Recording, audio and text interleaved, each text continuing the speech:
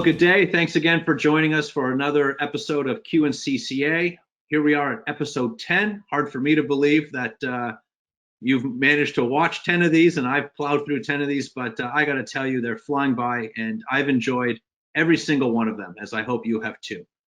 This has been a real thrill for me, getting to meet so many of our winners, and hopefully for you as well. Being introduced to other winners coast to coast really was the purpose of this when we started, as a way that we can be connecting our winners. If I talk about leaders meeting other leaders, what a great forum this has been. And I'm super excited for today. As I've mentioned in past episodes, I've really become intentional about what it is that we're focusing on. We spent the better part of 2 months talking about COVID and how it's impacted your businesses, and a lot of great insight from the winners sharing how they've navigated through these initial days. But today is something special. We're joined by a couple ladies here who are going to share with us about their company as it relates to safety in the workplace. A very important topic for all of us to get some tips on and understand as our doors are reopening. So I'm going to turn it over to Jazmine and Joanne to introduce themselves and tell us more about their companies. Ladies? Sure. Hi, I'm Joanne, and I'm going to let Jazmine introduce herself and our company. My name is Jazmine. We have two companies kind of combined. We have Spectrum Safety Services and Second Chance CPR and First Aid. And with both of them together, we cover safety-related training. That ranges from first aid, H2S, confined space, ground disturbance, fall protection, and over 200 online courses. We also cover mental health safety and a few other oil field related courses. So essentially anything that you need a certification for to be safe and go on site, we can cover those for you.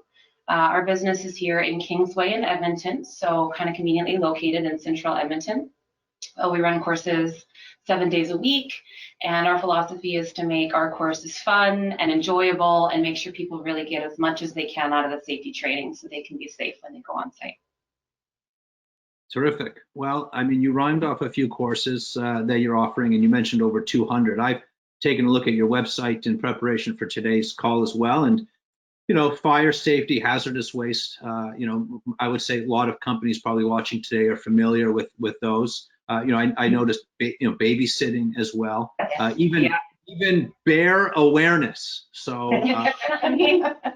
oil field, there's going to be bears. Well, that makes sense. I could understand raccoon awareness where I am in Toronto, but bear awareness really stuck out for me.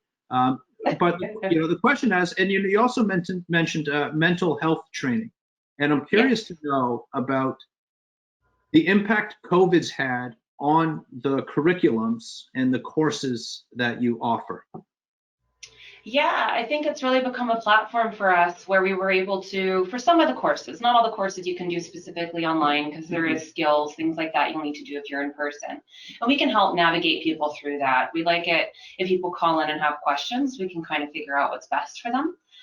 Specifically for mental health, there is 2 options available. There's an online program, 90 minutes. That might be a good option depending on what your requirements for your goals. We have a really fantastic in-class mental health. It's basics for mental health first aid, and it's from the Mental Health First Aid Canada. So it's recognized, it's a 2-day course, and we have a specialized instructor that can teach that course as well. So if they're wanting to get more in depth, really get through all the employees or the group and talk about specific circumstances, it can be a really great course for a company for that too. So we'll help people through that depending on what courses they feel that they need and what's best for them.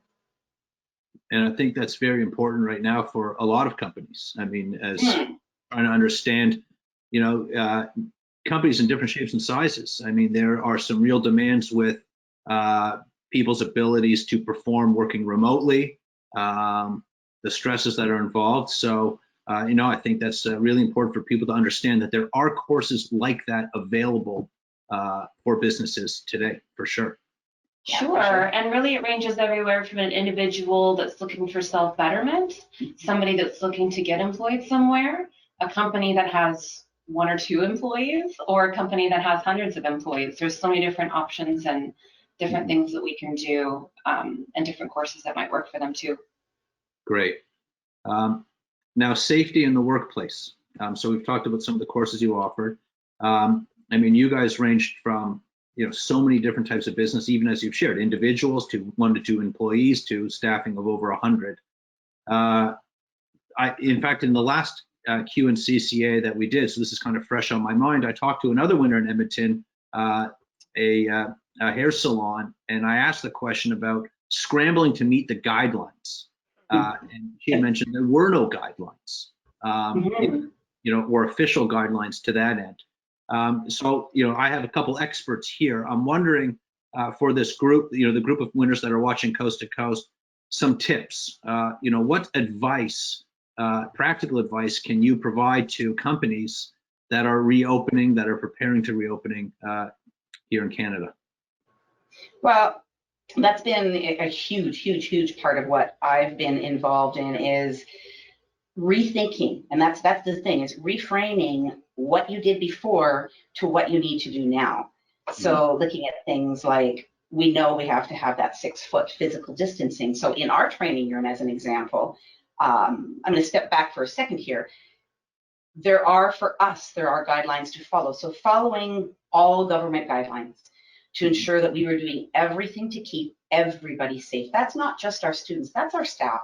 Because that's, our staff is our family. Our staff is the most important thing about our business, and our clients are super important as well. So ensuring that for us, it was a matter of our tables needed to, we have 6-foot tables, so it worked out perfect for us. 1 student at each table. So we went from a class of 36 students to a class of only 15 students, and ensuring that everybody wore masks. Masks are a lot more readily available now, so it's easier opening now for people than it was for us back in May. It was very difficult to get any of that PPE equipment. So our masks, our hand sanitizer, our disinfectant for wiping tables down.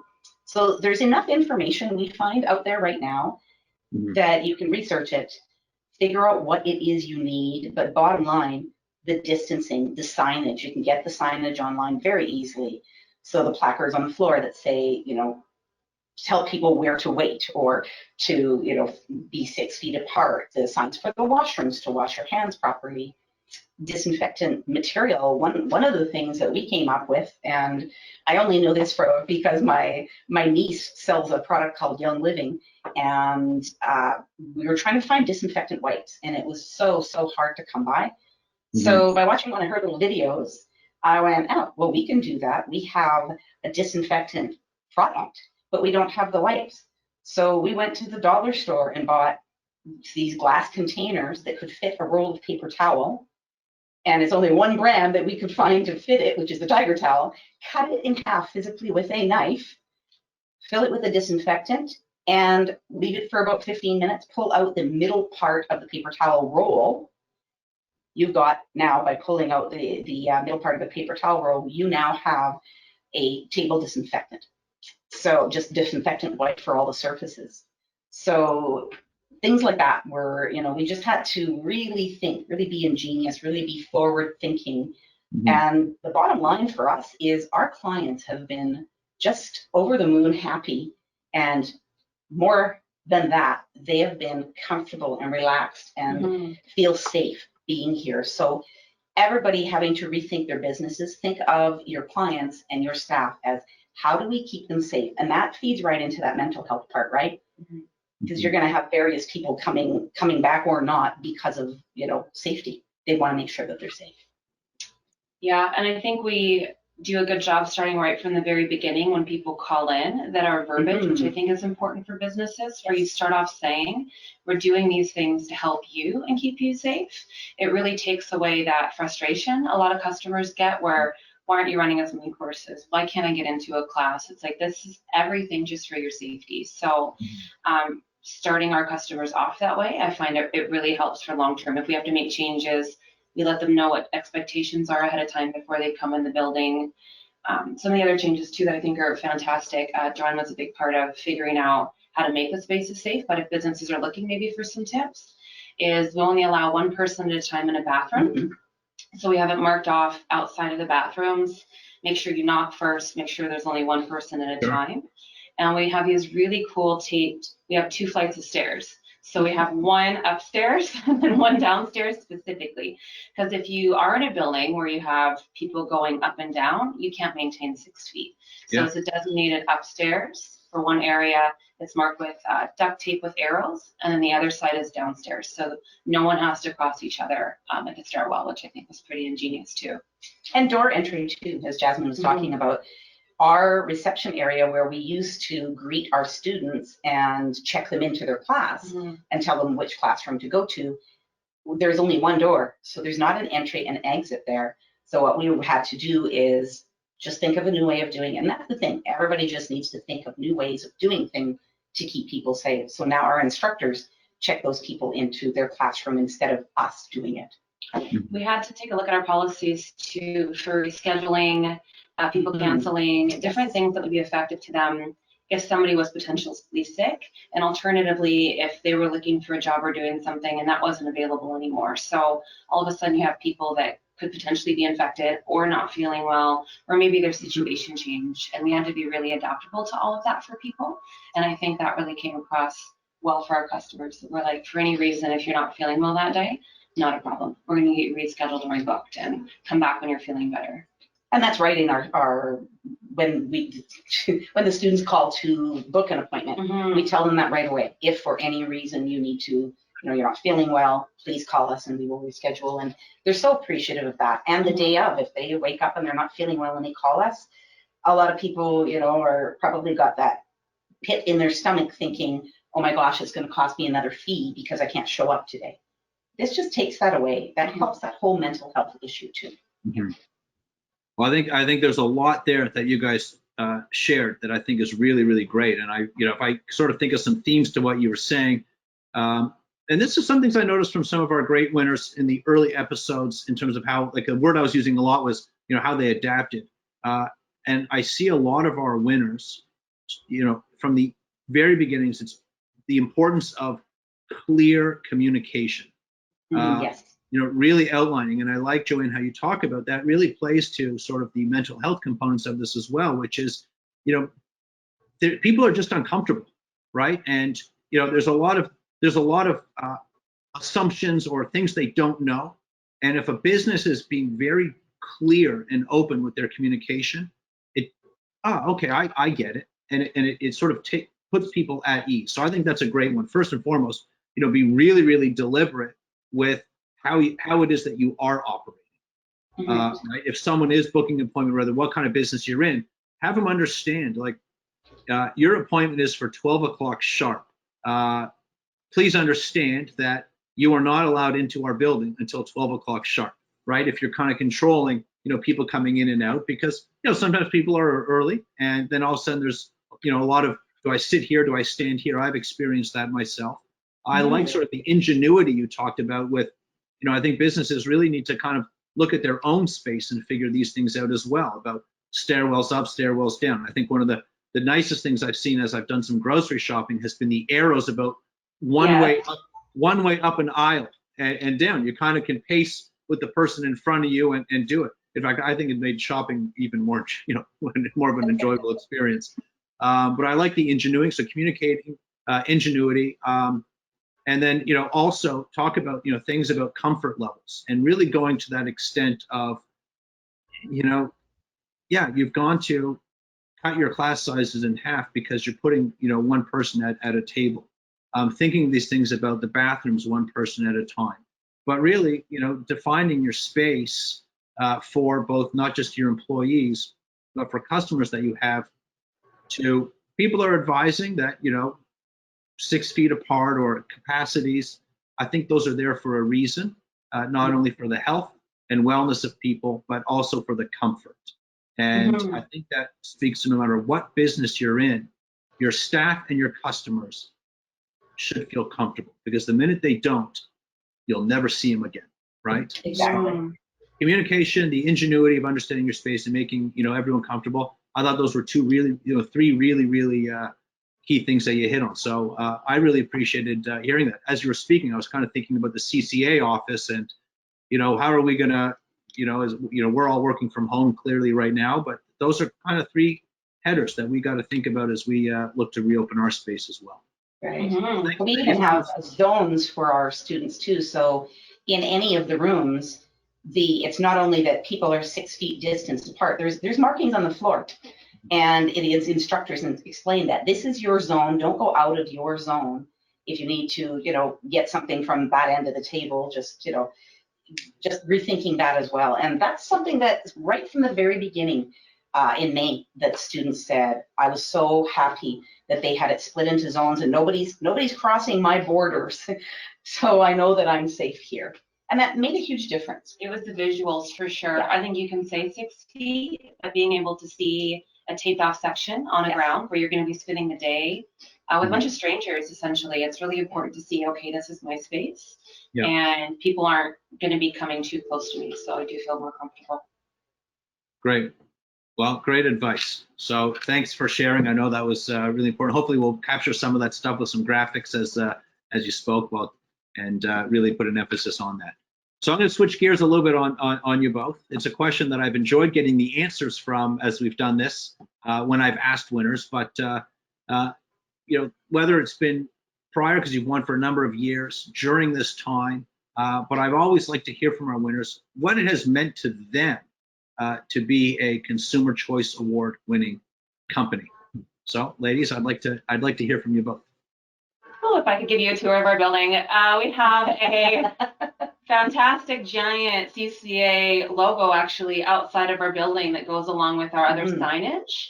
It's lit when it gets dark outside, so it's really easy to see. So that's been a big cornerstone of our business is, hey, we're CCA award winners. I think it creates a lot of trust. And with a lot of competition that are out there nowadays and a lot of anybody can be an instructor if they try, right? So it really gives us a lot of clout that we have all these years of this award behind us. And that means that year by year, we're taking a look at of what we're doing, how we're doing it, customer service. There's so many aspects. And I think it really holds us accountable that we need to always be looking at all these different things in our business to make sure that we get that award every year, because we do take it very seriously. It's on our pins here on my jacket. We have logos for different swag we give away. It's on our website. It's kind of everywhere around us. We have our plaques in our office as soon as you come in. I think it really gives a lot of peace of mind for the customer, and it really shows that we are trying our best as a company to do right by our customers as well. And it's also part of our orientation and training, whether you're an instructor or an admin staff, and also part of our Thursday huddles. Thursday mornings we meet as an admin team, pre-COVID, and have huddles, and we talk about, okay, so how does this part of customer service help us to be Consumer Choice Award winners? We won it for a reason. How do we maintain that, not just for the award, but for our customers and our staff? It is a bit of a joke when we have new hires and we haven't heard yet who's won for the year for Consumer Choice Award. Like, you have to make sure you're assisting us and that we get this again, or else. Good. Well, I can tell you, I mean, as we go through the, in our presentations, and it's on our website, how companies win our award. It's really has nothing to do with Consumer Choice Award at all. It's just based on your customer service and your great reputation. So, and I think that does speak a lot to all the things we kind of put together. I think about that a lot. I do business development here for the company. I want to make sure that, okay, great, we do have Consumer Choice Award, huge thing to be able to say for our customers. We also need to make sure that we are top rated on Google search and that we're active on our social media. And on the phone, we have our customer service put in place too. It's really a great addition to everything else that a company is doing. It's kind of like the icing on a cake. Great. Well, looking forward to hopefully many more years in partnership together. I hope so. Us too. Yeah. Well, ladies, thanks to you both. I mean, I really, really appreciate the time you've given, as I'm sure everyone who's watched this as well. Really some great advice in there. And I know everyone's appreciated, and I've appreciated your time as well. So thanks again to you both. Thank you. Thank you. And thanks to everyone who's watched. I've really, as I mentioned off the top, I've really enjoyed this series that we've been doing. Usually I do a bit of a call to action to, if you want to be a part of this. Right now, the list is the queue is long for those willing to be a participant. But that being said, if you do have an amazing story that you'd love to share, still shoot me a note. I mean, I love sharing great stories, so I'm sure we'll fit you in somehow. And as we continue to go with this series moving forward. So once again, thanks to all of you who watched. Thanks to Jazmine and Joanne, and wishing you all a great day. Thanks a lot. Thanks. Bye.